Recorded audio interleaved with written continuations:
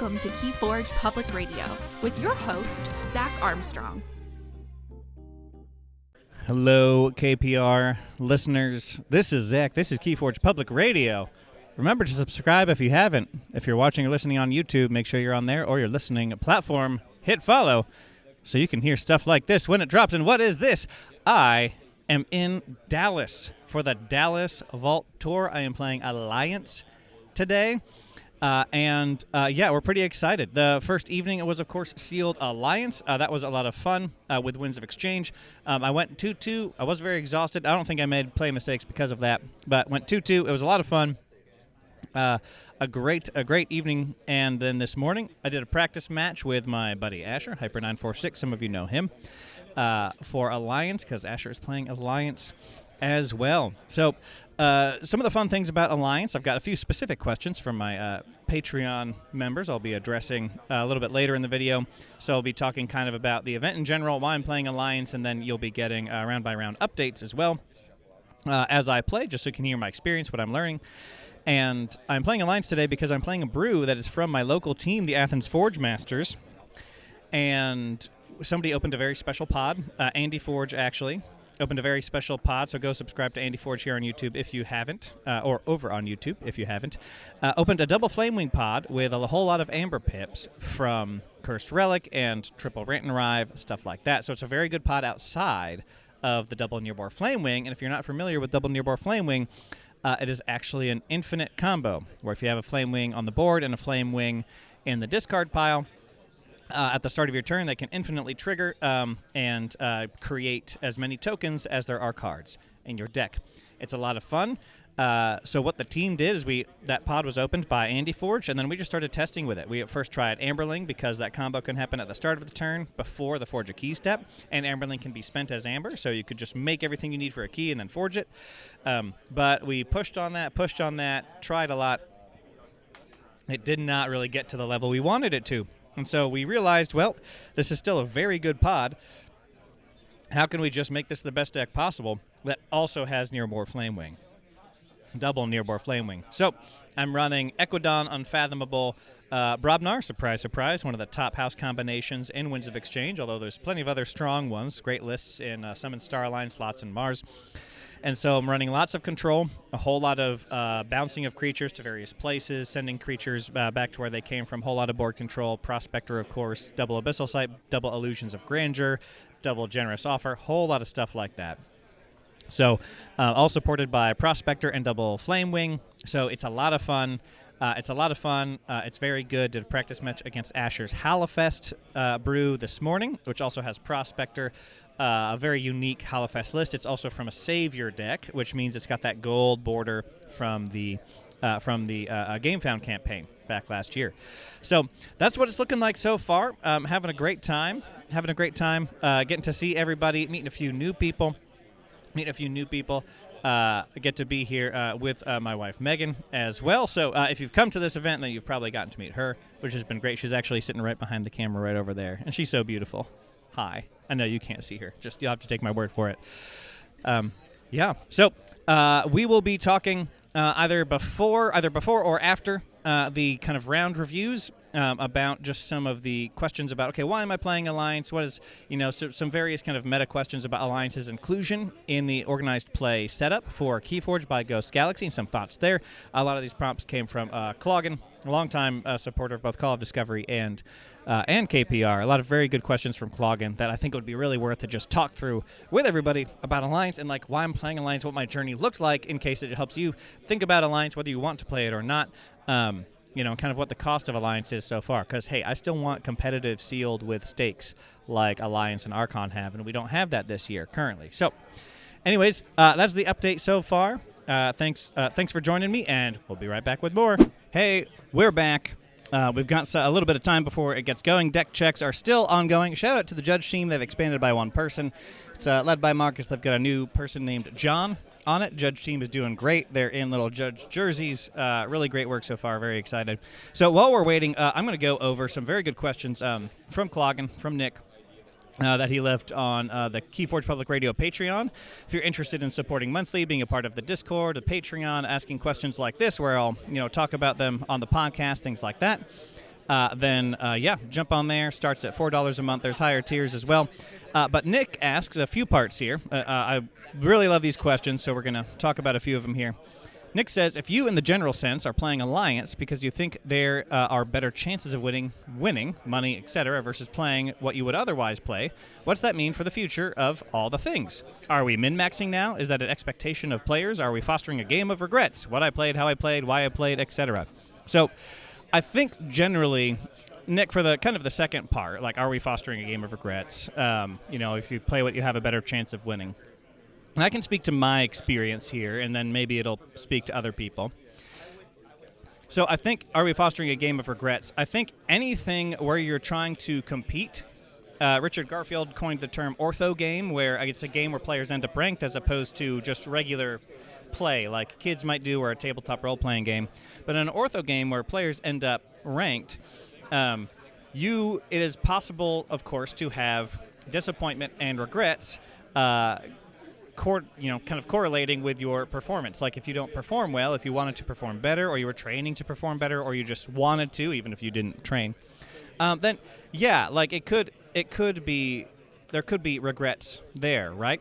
As far as like me wanting to play Archon, I will say from between going 0-2, which is a bit more of an emotional response, between going 0-2 in Archon at Philadelphia, and then just seeing all the really strong stuff that people bring, I do think I have some stuff that can compete, at least on the local Athens Forge Masters team and my own collection. I think I have some stuff that could compete.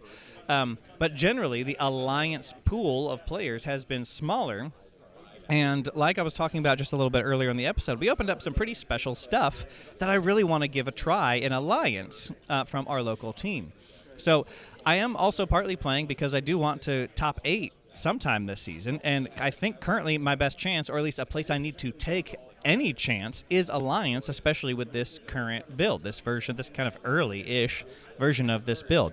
So I don't think it's necessarily fostering a game of regret, or a game of regrets and should I, would I, and what's motivating, right? I mean, the money would be lovely to win, but if I only wanted to make money, I wouldn't be spending my time playing a card game, right? I'd be,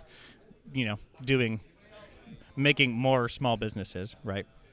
So I don't think it's actively fostering, a game of regrets right now. And min-maxing, KeyForge, there's plenty of fun to be had without min-maxing in KeyForge, and as somebody who's trying to focus more on being a strategic, competitive player, that is not something that's just naturally in my bones, but I enjoy it. So I have to do a lot of work to say, okay, what are my best chances of winning, where I'm still going to be enjoying myself, and I want to try and see what my chances of winning are when I play Alliance, right? Especially if it's going to be a slightly smaller pool, a less tested pool than Archon. I want to jump into that. So I am playing Alliance partly because of the better chances of winning, but that's not the only thing that's pulled me over to that from Archon for this particular Vault Tour. So I think trying Alliance has fit my personal journey really well in this instance on a number of levels, but I don't think it is subtracting from the game just based on existing alongside Archon.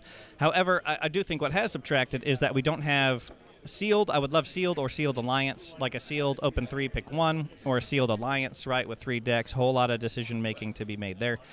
I do think having that in a competitive, like, get to Worlds with it environment, win some money environment, would be really worth it for KeyForge, because I believe a lot of that is really core to the promise of KeyForge. And while Alliance is new, Alliance is not core to the promise of KeyForge, the original promise.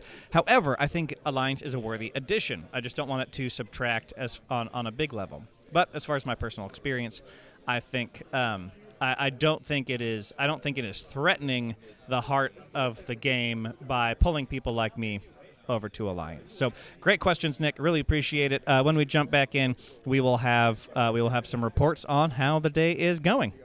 Talk to you soon. Hey everybody, Zach from the future here, real quick in the editing, listening back to my answer to that question from a KPR Patreon subscriber. I loved the answer. It's good. I was processing live and didn't summarize it succinctly. So I will summarize it succinctly saying this. This came to me actually sitting here in the edit. I did not sacrifice any joy of KeyForge to play Alliance at the Dallas Vault Tour. I did not sacrifice any joy of KeyForge that I have to play Alliance at the Vault Tour. It was very meaningful to play this deck from my local team. It was a deck we all worked on together. I felt like I was there as an avatar of the local team, and the games were a lot of fun. I won't spoil exactly how the Vault Tour went. I had a great time. So while I was focusing a bit more on something where I have a higher chance of winning money and an invite to the World Championship, I did not pay in enjoyment. In fact, I had just as much as I always have, all other things being equal, right? Let's not straight up compare this to me going 0-2 at Philly and blame Archon on that. That was just how the cookie crumbled at that particular event. All right, back to the show. So, just finished round 1 of the Alliance tournament. Again, I am on a double Nearbor Flamewing Pond with triple Rant and Rive, a whole bunch of extra pips from a Cursed Relic that was not included, Equidon with double Pull-Up Stakes, Corner of the Market, double Generous Offer, and then a Unfathomable with double Bubbles, double Abyssal Sight, and double Illusions of Grandeur, all with a whole bunch of extra pips. Stuff like that. Played against a lovely guy not too far from here named Jason. He was running Call of the Archons, Shadows, Logos, Untamed. Had a library access in there, a whole bunch of lab works, a whole bunch of hunting witches, so absolute rush. There's a TMTP and a graft, which are kind of my boogeymen because my deck can certainly burst real high, especially if I illusions wrong, right? So it went well. I did win. The early game was definitely a big back and forth. I was able to Abyssal Sight a few cards, but there was still a lot of steal going on. Fortunately, a lot of the smaller Call of the Archons creatures were susceptible to just being bounced from, multiple houses being bounced to hand. There was a timely Corner of the Market, and then Nearbor Flamewing did go off with about 6 to 8 cards left in the deck. So I had a board full of Prospectors that I blew up as I wanted to shuffle those things back in, and had a good redraw back into a couple things, and just raced to that last key while he was approaching his second. So pretty solid win. Still had to work for it. So we'll see what happens in round 2. Hey, everybody. Round 2 report. I played on stream Prime Cut Games. That is Claymore, who is streaming on Twitch. I played on stream against JR, a.k.a. Ewok Jr. from Archon's Corner. He was piloting a Mass Mutation deck, Logos Untamed, and Dis, bunch of Infernus, bunch of Markadis, Eaton's Jar, all that sort of thing.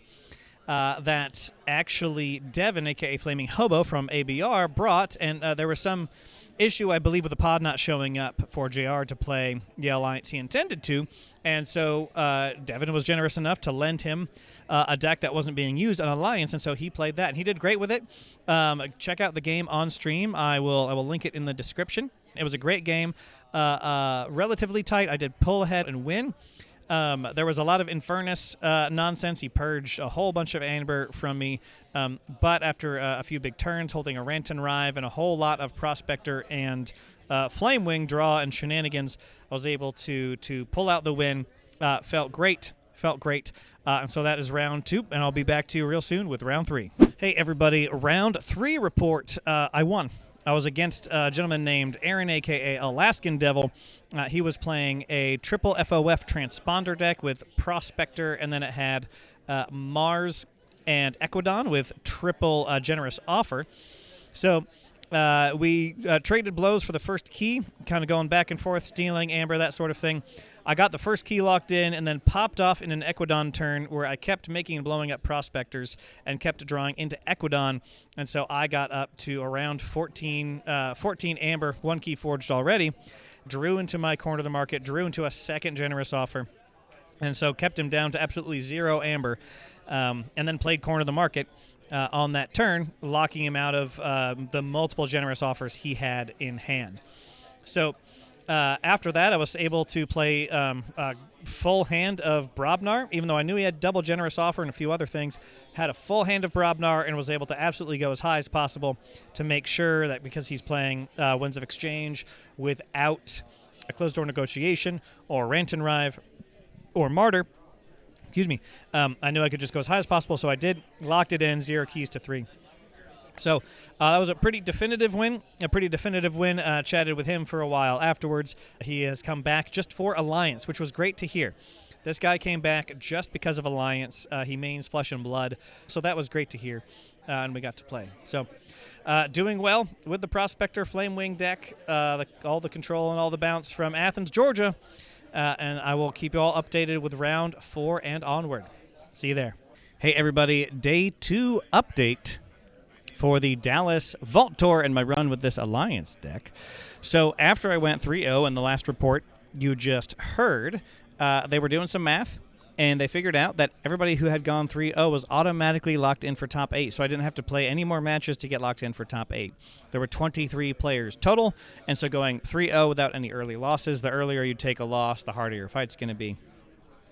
And so going 3-0 got me locked for top 8. Other people who had to win and in at the very end played, I believe, had to end up going 5-1. So I played 3 matches. If somebody took an early loss, they had to play about 6 total matches. I think. At least the people who were playing for the play-in in like the 5th or 6th round. So I was number 2 seed. They did seed first based on your record, so it's 3-0. There was just a few 3-0s, I think 3 or 4 3-0s. There were a few of us, and then they organized us by strength of schedule and seeded us that way. So I was number 2. I was seed number 2. The Noble One, this is his online handle, Zach of Team SAS, was seed number 1. And the funny thing is, and I guess this was good for both of us, that we were originally paired together round 1 before there was an issue that involved deck registration and play registration and play style, and they had to basically reshuffle the bracket, kind of restart it. Both of us ended up with easier matchups because we went 3-0. So in the top 8 today, my first round, I was paired against Big Z, also of Team SAS. And Team SAS has put together several versions of Jason Bargender of Team SAS, J-Power, several versions of his deck he won the Philadelphia Vault Tour with, which has Eaton's Jar, Mark of Dis, and Furnace. It's always got enhanced Cronuses with, draw pips on there. And then this brew had a Star Alliance, of course, with double Armory Officer Nell, a bunch of creature upgrades, Val Jericho, and Blast Shielding. Right? That's going to be important for later. And so looked over that deck list, looked at the matchup for a bit, looked at all my cards. And so we played this morning. And G's a great opponent, plays clean, real friendly. And we chatted for a bit before the game, which was nice. The game, I definitely came out of the gate faster, and my tempo was able to hit him. I had things like Corner the Market and pull-up stakes. I got those both off in one turn. So pull-up stakes, bouncing a bunch of creatures to hand, and then Corner the Market, saying he can't play any cards for that next turn, but if he discards them, he can archive them. And so I had a number of good tempo plays like that and got to check for my second key with a couple extra amber. I believe it was 8 total amber. And he starts to tempo me with an Anthony grabbing my amber. And I'm in a position where I start to get to check for my second key again. And I'm getting towards the bottom of my deck. I have mostly Equidon left, and I go into Brobnar. I have seen both Infernus and 1 Mark of Dis at this point. And I have my club out. I play Heavy the Huge, and it's got 2 enhanced Amber pips and a Capture pip. I might club it into a Infernus. I might club it into... Oh, no, thank you. I'm good, thank you. A guy named Daniel's offering people Dr. Pepper cream soda. That's very kind. And so I played Heavy, might club Heavy into an Infernus with a Secure Droid on it. I figure some things are going to have to go in the bin. I haven't seen his Grim Reminder yet. His deck might flip, and he might not automatically get it back with Grim Reminders, but he's about to pop off with Draw in Star Alliance, so it might not matter. Anyways, I get that 4 damage from the Infernus onto the Heavy. And then I play Pound, and I finish off a few creatures in his battle line from the Heavy damage. Now, that was the mistake that lost me the game. I'm not sure I would have won if I had avoided this, but I was in a good position, and he was also in a good position. His deck was starting to pop off. I was just ahead at that point. And then the move he pulled, I'd seen in other Jason Bargender decks, but did not identify that this move was in this deck. And he had drawn through his whole deck, so I knew exactly what he had left in hand. So he goes into Star Alliance, gets Val in the center of the battle line, plays Blast Shielding, which gives the creature +2 armor, and then plays Mark of Dis on my Heavy the Huge, and I have no Brobnar in my hand. So Mark of Dis forces me into Brobnar, and I could have played Pound on Heavy the Huge to finish it off. And so I get stuck into Brobnar for a turn. I take a complete non-turn. No Brobnar on the board except for Mike Club. Absolutely nothing. And I have 5 cards of Equidon, where I can deal with him checking at 10. I have Generous Offer, and I have a Shrewd Investor. So he goes into his next turn. He forges his second key. He bursts up to 11, and I am 1 amber short of stopping him for that final key. And I had a whole bunch of tools in my hand to try to stop him, or just try to keep interrupting him and keep pushing me as well. But I did not get the chance to see if I could pull the win out. So it was a good game, and I'm happy that my mistake was not... It was not a simple mistake. It was not some basic sequencing error. It was not some easy call that I could have made. I'll write some notes down, see if there was anything I could have done better outside of that, but that mistake definitely lost me the game, and I think I had a chance. He was starting to pop off, but I think I had a chance with everything going on in my deck at that point. So, but it was great. It was a great match, clean play. Lost on that mistake. Of course, Z played very well. Z played very well, as he does. So I made top 8, which was my goal for this competitive season. I have not made top 8 before because there was a whole lot of AOA sealed vault tours I went to, maybe 2 before COVID, and then I went, as you know, we talked about on my previous episode, how to enjoy a vault tour even when you go O2.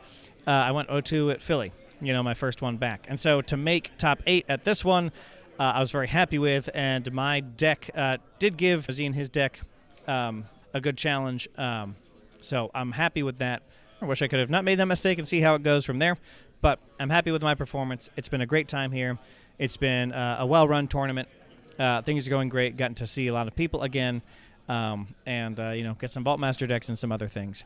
So stay tuned. After the credits here, we are going to have a interview with one of my favorite KeyForge players in a new and maybe recurring segment, I don't know, called KidForge. Got an interview with young Mr. John right after the credits, so stick around for that. Thank you so much to everybody who supports on Patreon, people who sent in some questions we talked about earlier about, why I was playing Alliance, kind of being the avatar of the Athens Forge Master team and our brew and our work there. Right, so that's what drew me to playing Alliance today, and I'm excited. It was a lot of fun. I hope we get more sealed, but Alliance just on its own, outside of that kind of meta effect, right? Very happy with it. It was a lot of fun. It was good. And if you all can really figure out those those J-Power decks that Team Sash sends in multiples to these events, then if you can beat that, you've got a good chance. You've got a very good chance. Thank you so much to everybody supporting on Patreon, especially our Airwave Advocate level subscribers like Paul Roadrunner. Again, KeyForgePublicRadio.com is where you can find the KeyForge Public Radio merch store. We have a new Golden Resource shirt. It's an all-over print tee, so a bit more expensive than the standard KPR tees, hats, mugs, that sort of thing. But check out the new Golden Resource shirt. That's really cool. I'll put a link to that directly in the show notes here. And if you'd like to join on Patreon, that's where most of our support comes from.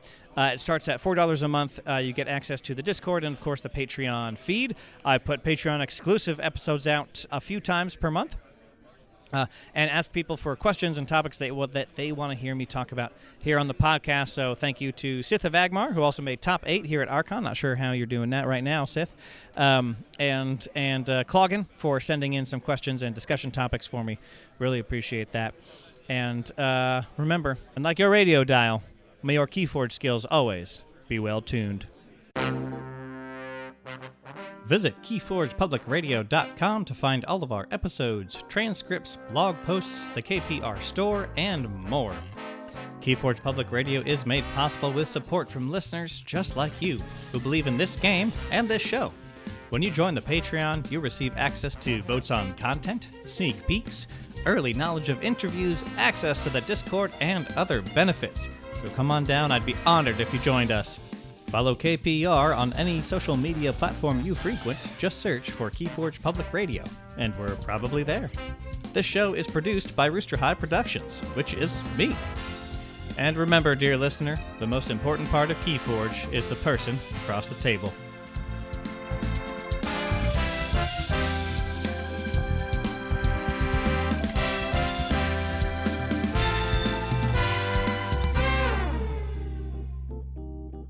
Hey everybody, Zach with KeyForge Public Radio here, and I am here with a very special interview. This is John. John is here with his papa here at the Dallas Vault Tour. His dad is playing Alliance, so maybe I'll have to face him later. We'll see how that goes. So John, what do you like most about KeyForge? That it's a very strategized game. That's a very strategized game. So by strategized, do you like? So when you play KeyForge, do you like having to think a lot about your turns? Yes. Excellent. And what's the favorite play? What's your favorite thing you've been able to do in KeyForge when you've been playing with your dad? I don't really know. Don't really know. Okay. Let's see. What do you have a favorite? Do you have a favorite house in KeyForge?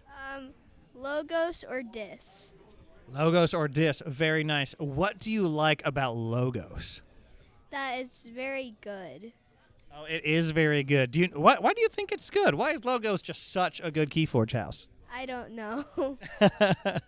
What do you like about Dis? It's really good. Yeah, it's also very good. It's also very good.